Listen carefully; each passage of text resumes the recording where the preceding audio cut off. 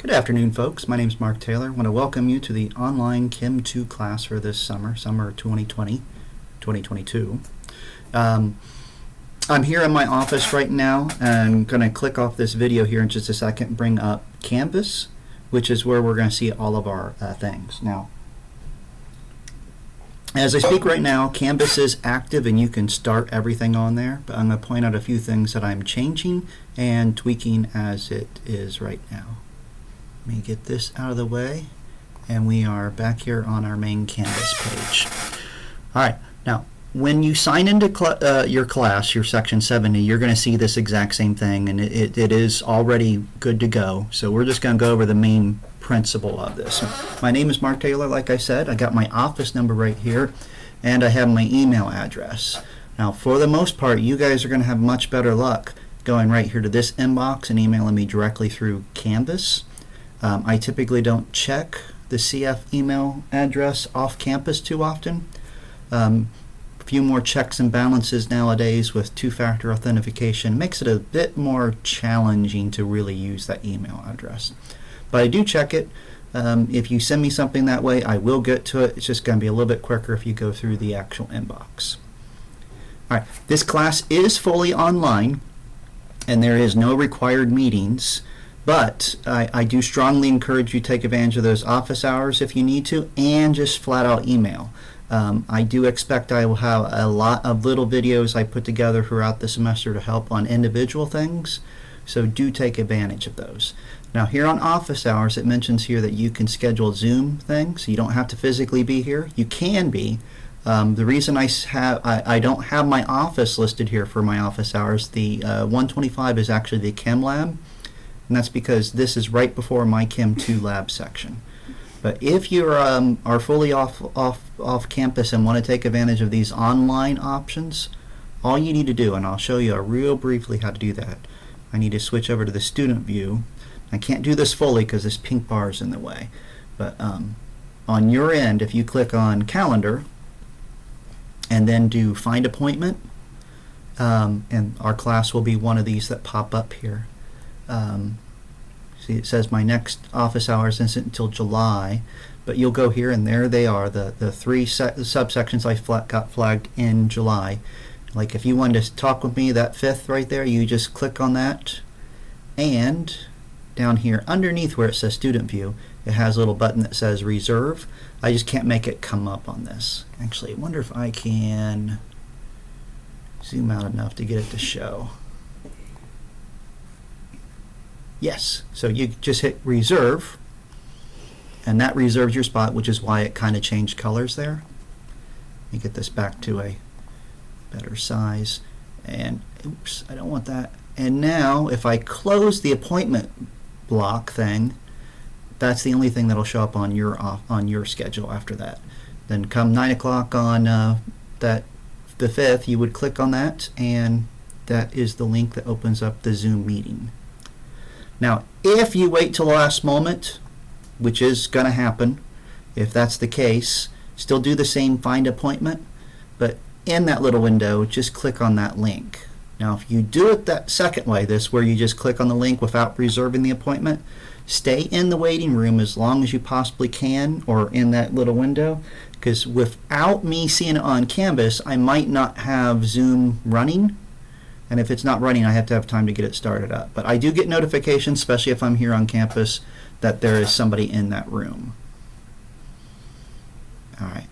Now, I got to do something kind of evil. I'm going to leave this here student view and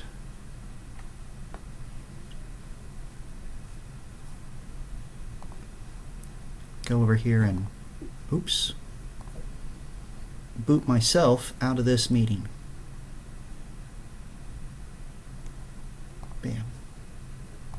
I didn't even give that test student a reason. Alright, now we're back on the standard calendar, and I have it populated already with all the assignments. Now I have it populated with too much, so let me close out some of these so it's just showing this particular class. Now typically I actually do the worksheets so they're due the day of the test. So in a normal semester, worksheet 11 and 12, the first ones would be due the same day as that first test. But trying something kind of different this semester, want to be able to get feedback to you guys at a reasonable time. That's why I have these due. So the weird thing is, we don't have classes on Friday, but I have a due date of Friday on those. Now, I don't plan on penalizing you on these being tardy. So I think I have it set up in the syllabus where it says there is a penalty for being late. And I want to just very quickly come in here. All right. I see it said what I normally say on this. So on the worksheet category, if you read it, it says they lose 25% for each value after the class point.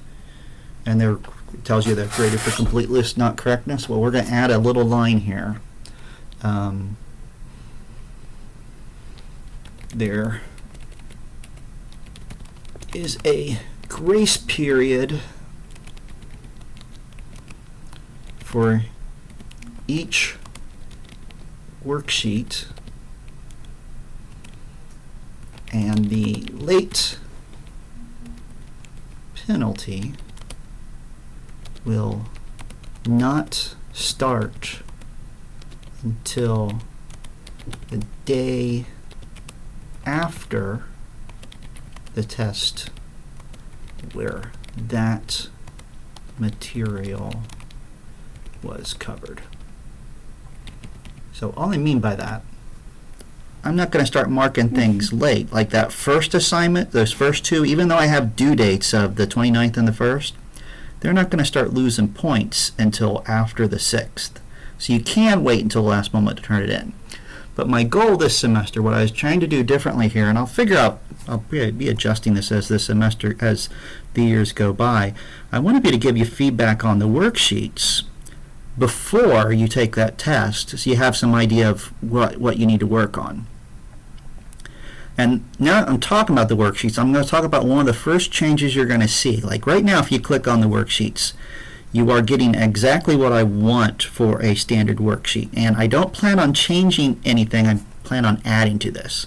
So the worksheet 11, it has a bunch of questions. It's only 2 pages. But what I plan on doing is adding a 3rd page. Now everything on there will be a harder type question than anything on here. There are plenty of hard questions on a standard worksheet, but the 3rd page is going to be very challenging questions intentionally. I'm going to make everything on that page kind of extra credit. So on our worksheets, got them worth 100 points. I'm going to have that extra page be worth another 25 points. So each of these worksheets you could get up to 125 points out of the 100. Now these will be graded a little bit more harshly. On the syllabus, I point out that worksheets are graded for completeness. Now I want to point out when I'm talking about completeness, you have to make a reasonable attempt.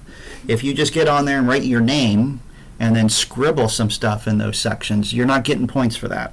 You have to make a good attempt at the problem. You're allowed to be wrong, you're allowed to make mistakes, but I got to see a good attempt at those. Now on the last page, since I'm going to make it some extra credit, those you have to do right. So there will be some people that get maybe 5 or 10 points. It'd be very challenging to get all 125 points of the extra part. But I do add that will help out on many cases. Everybody's always asking for extra credit in this class, and that's a good place to start. Because if you can do the problems I plan on adding to the worksheets, that's pretty impressive. Now, nothing will change. When you go to assignments, once I have the new worksheets posted, they will pop up just like normal. It'll still look the same here. The only thing different is when you see it, it's going to have a 3rd page. All right, back to the syllabus. That is the actual worksheets, and those were the first things I want done. Now, the next thing I want to talk about is the actual tests. Now, this being an online class, we are using RLock for most of the tests, and I am going to leave it at that as most. I will typically send an announcement out the day before if I'm going to make a test pop up just under the quizzes. So I won't be using RLock for everything. Now, you can kind of guarantee test 1 is going to be RLock, and the final is definitely going to be using RLock. So sometime between now and the 6th, you need to make sure RLock works on your computer, and the best strategy for that go to this Honor Lock tab, and in here I will have, good, it's not on here. I will have the Honor Lock practice exam. And I'm going to add it right now. Add practice exam. Now, all this practice exam does is make sure your computer works with Honor Lock. It tests all the hardware, and it gives you a lot of good feedback. So if there's ever a problem when you go to take an Honor Lock test, if it worked before and it doesn't work now, go to this practice quiz. The practice quiz gives you better feedback as to what's going on. But I'm going to make a few changes to this, and this is going to be the same thing I do for all the tests. I typically turn off the student ID photo, and that's mainly because, depending on how good your web camera is, that always seems to take longer if you have a less than stellar webcam. So I'm going to turn that off. I'm also going to turn off the 360 scan. I think that's a good idea to do it, but I do know we have plenty of people that have large monitors with their webcam built into it. Hard to do a 360 scan in that case, especially some of those fancy Mac computers. Right, I am going to turn on a scientific calculator, but I do recommend you have one, and everything else I'm going to leave the same. But down here at the bottom, I am going to click handheld calculator, because while the Canvas one is nice, you are more than likely going to get to practice with your own handheld one. But want to make sure you can use the one that you're used to. Now, in the lectures, you'll notice I actually have a TI-84 that I use on the screen. I typically go through all the calculations to show how I entered them to the calculator.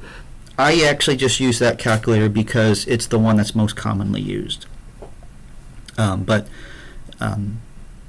It's similar enough to almost anything else out there. You should be able to figure it out on your calculator on any of the weird calculations we do.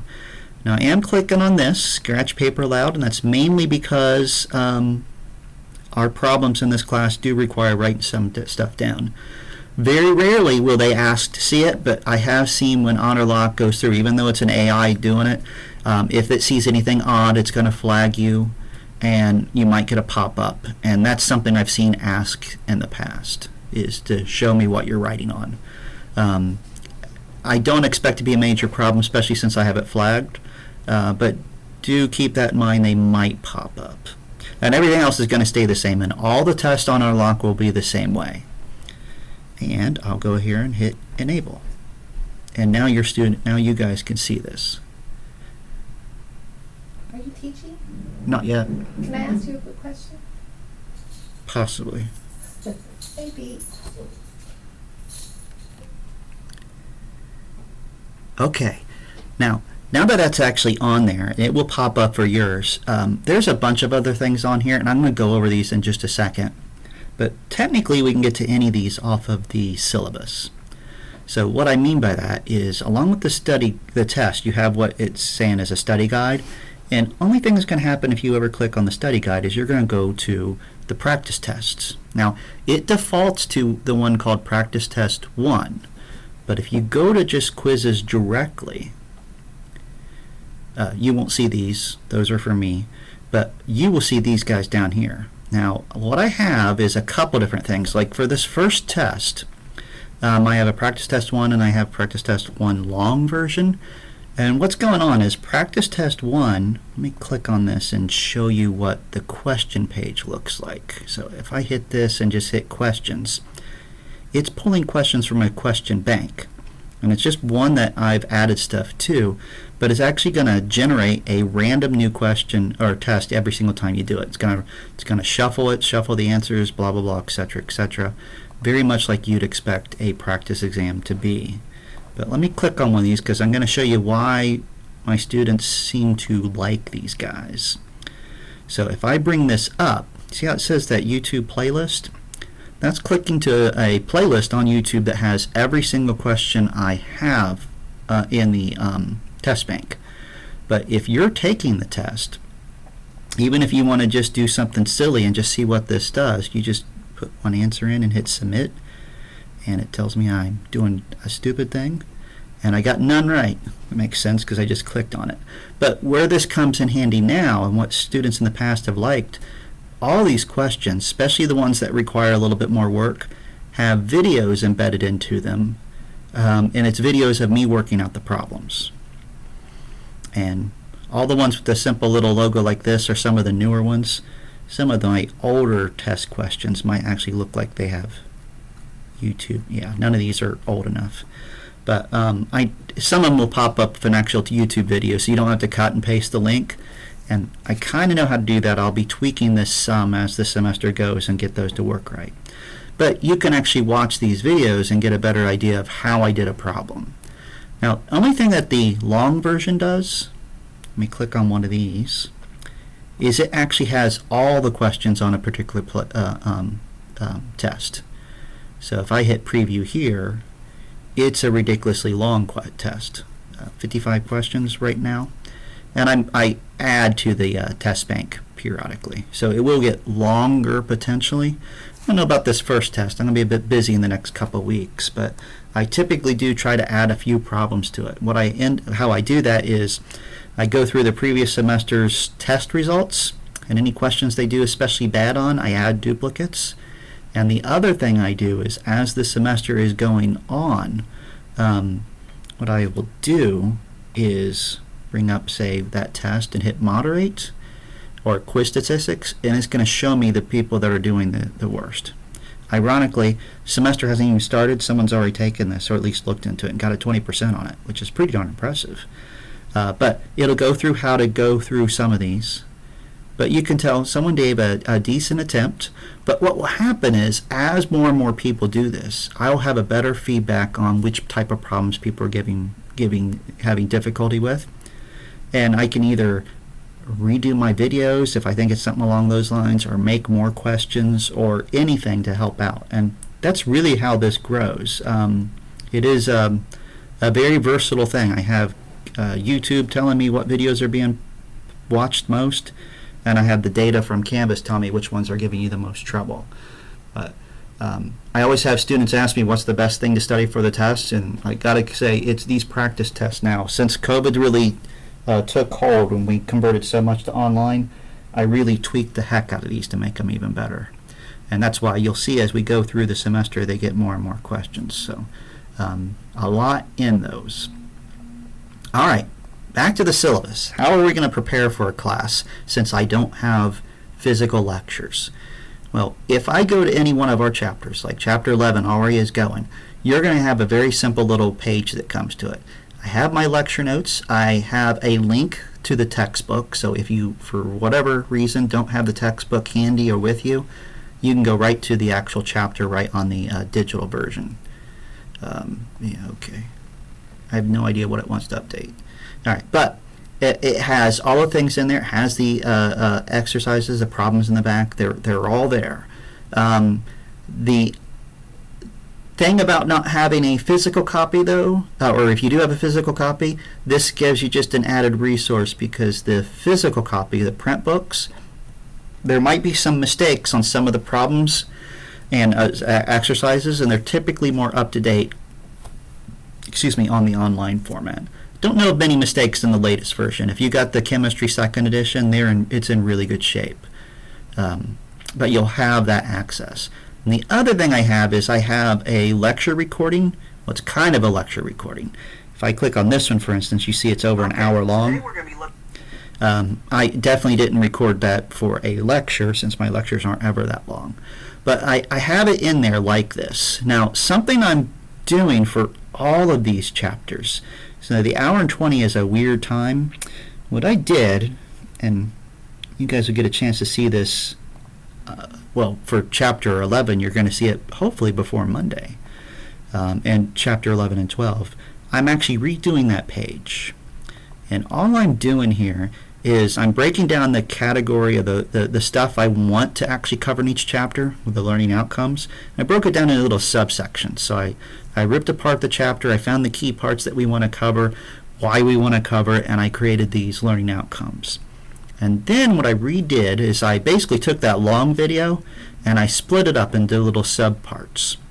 And that was going to give me the ability to focus more on certain aspects of various different things. And the other plus, so I know The converting of concentration units and the calculating colligative properties are the two biggest hurdles, are the two hardest sections on Chapter 11.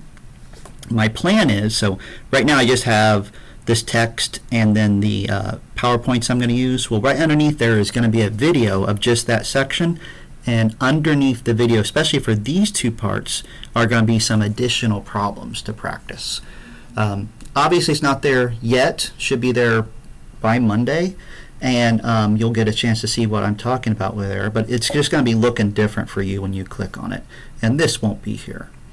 Also, something that's already there. You know, I mentioned that I'm modifying Worksheet 11. Well, there it is there. But this thing that says the challenging problems, all that is a playlist of the problems in in Worksheet 11 that give the most difficulty. So that's the basic Chapter 11, the non-extra credit version. So within the first two pages, the problems that give the most difficulty, I already pre-made videos for them, so you can see how I work them out. Now, I'm not saying you need to use all of these, and I do strongly suggest you give it a good try before giving up and going to my videos. But give it a good, decent try.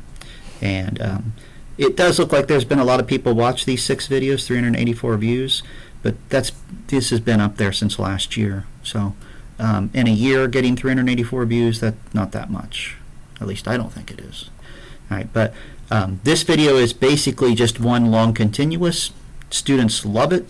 I think breaking this down and then adding some extra problems. So more of the understanding colligative property and more concentration unit conversions. I'm just going to add to this page some. So you have more things to study. And that will be happening for all of our chapters. So, and you will get this by just going to syllabus and clicking on that chapter. That Chapter 11 link there will link to the new pages as soon as they're all done. And 11 and 12 should be done before Monday, so you can use them right off the beginning of the semester, and you can get going. All right, final thing I want to talk about, and I'm going to put this in announcements as well. I will not physically be on campus this coming week. I'm going to be in Pensacola at a conference. I will be checking email, but that is the reason. If you go to the calendar, you'll see I don't have any office hours scheduled for next week, and that's mainly because I know I won't be available during my normal office hours next week. So I'm got nothing for this coming week for office hours. Now, I am going to be checking email and doing all those things I'm supposed to and answering any questions you guys give me and trying to get back to you as fast as possible. The conference I'm going to has a very busy schedule set up for the faculty going. So I know I'm going to be busy most of the day, but my plan is to keep my phone and tablet with me so I can stay on top of emails. If you send me an email that requires a little bit more of writing out or a video, I will have the resources to do that, but that will be done as time allows. I have no idea for sure how big of an opening and lunch break and type things, but I figure I'll be quite busy. But you guys really are my priority. My students really are. So while I'm looking forward to a lot of things going on at this conference, who knows how well that's going to go. All right. That concludes this orientation thing. If you have any questions, get back with me as quick as possible or whenever you get around to it, and I will get to you as soon as I possibly can. Thanks.